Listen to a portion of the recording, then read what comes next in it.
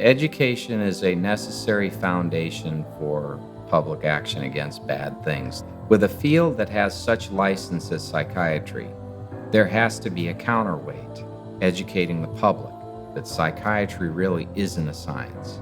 It is a subjective method of assessment, and one psychiatrist's judgment will disagree with another psychiatrist's judgment, which will disagree with another psychiatrist's judgment, because there's so much subjectivity.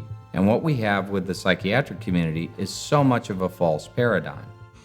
When you think about the power that these people have who are in this industry, psychiatry, when it's mixed with law, when you have the social services people working with them, or when you have a judge listening to them intently in a courtroom, it is truly terrifying because they have the power without the ordinary course of due process. They can determine whether that person remains free or is institutionalized. They can determine whether that person must be forcibly given drugs against their will.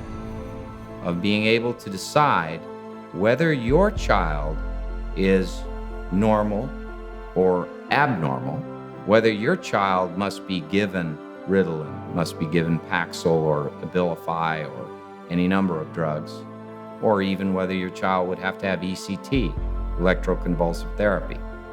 This huge power, because of the enormous subjectivity present, is an enormous threat to individual liberty, but it would go without opposition were it not for CCHR.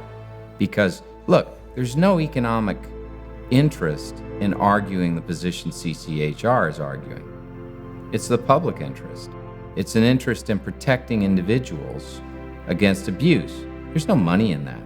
All the money's on the other side, in making the drugs and coming up with the diagnoses and having opportunities to see people and charge them, and, you know, while you kill them, you charge them money.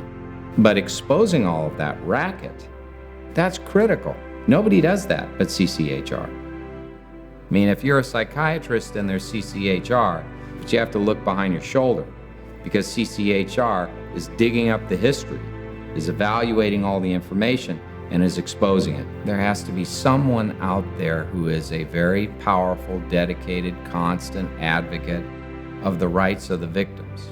There's hope only because of actions like this. So CCHR is indispensable. Without CCHR, it is clearly a one-way street. We know where that goes. With CCHR and doggedly pursuing this, constantly pursuing this movement to find truth, expose the truth, and insist upon government hearing the message and ultimately acting in response to the truth. As long as there is a free country and free debate, you can have truth functioning to eliminate falsehood, to vanquish it. Just because the challenge is great doesn't mean the effort ought not be applied. It must be applied more forcefully, more directly, more consistently.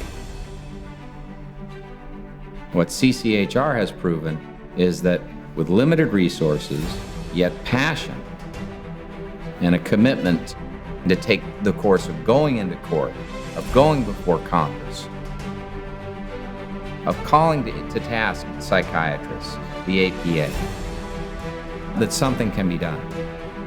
It's not just standing for these principles, but it's fighting tenaciously for them. And that's the role that CCHR has made for itself, to be champions of liberty and fight for our freedoms.